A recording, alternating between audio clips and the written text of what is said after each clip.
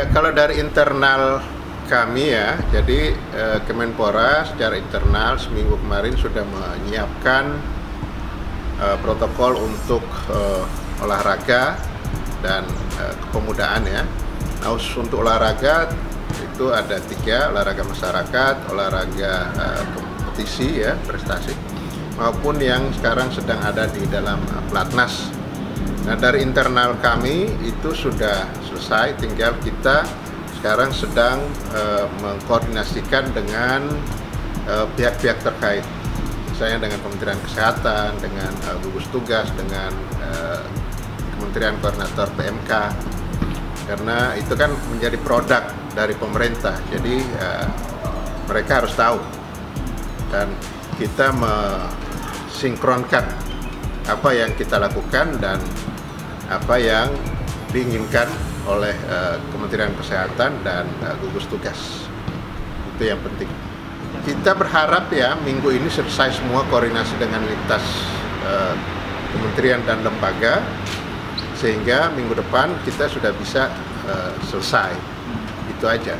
Kalau ini sudah beres, maka kita segera kasihkan ke KONI, ke cabur-cabur, ke NOC, ke Formi, itu ya, karena mereka juga harus bisa mengatur secara internal.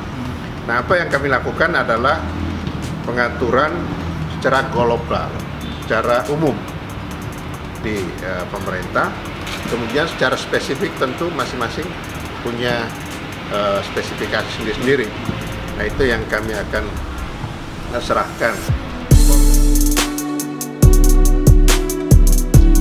Jadi ada 3 yang sudah melakukan pelatnas mandiri atau pelatnas secara terpusat ya, yakni bulu tangkis, kemudian angkat besi dan menembak ya.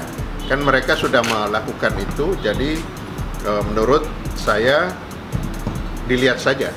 Bagi yang mau mengajukan perencanaannya kepada kami, tentu kami akan lihat seperti apa perencanaan pelatnas yang akan dilakukan. Nah, yang paling mudah adalah mencontoh saja yang sudah ada, yang sudah jalan dan sampai hari ini aman.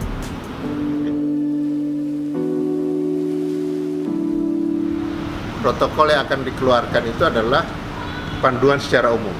Nah, kemudian masing-masing cabur seperti apa, itu kan spesifikasinya beda-beda, ya kan? Misalnya bulu tangkis pasti berbeda dengan cabang karate, misalnya ya, taekwondo, renang dan sebagainya. Sehingga pengaturan secara detailnya kami serahkan sepenuhnya kepada cabur di bawah pengawasan KONI, KOI dan Formi sendiri. Nah, tapi kita dalam itu ada catatan, bagi yang tidak disiplin kemudian akhirnya mengakibatkan di sana muncul ada yang terkena, nah kita hindari jangan sampai dia menjadi klaster baru. Nah, kita akan hentikan, pasti kita akan hentikan itu. Kalau tiba-tiba berarti kan tidak disiplin menjaga dong. Ya, cabornya tidak disiplin. Nah, bagi yang tidak disiplin, kita akan hentikan pelatnas. Ya. Karena bisa menular, itu bahaya buat bukan hanya yang terkena, tetapi yang lainnya juga akan kena. Apa mereka Menpora? Iya, saya kira itu kan akan menjadi bagian dari protokol. Misalnya kalau sudah memulai kompetisi atau pertandingan, kan gitu ya. Nah, seperti apa itu?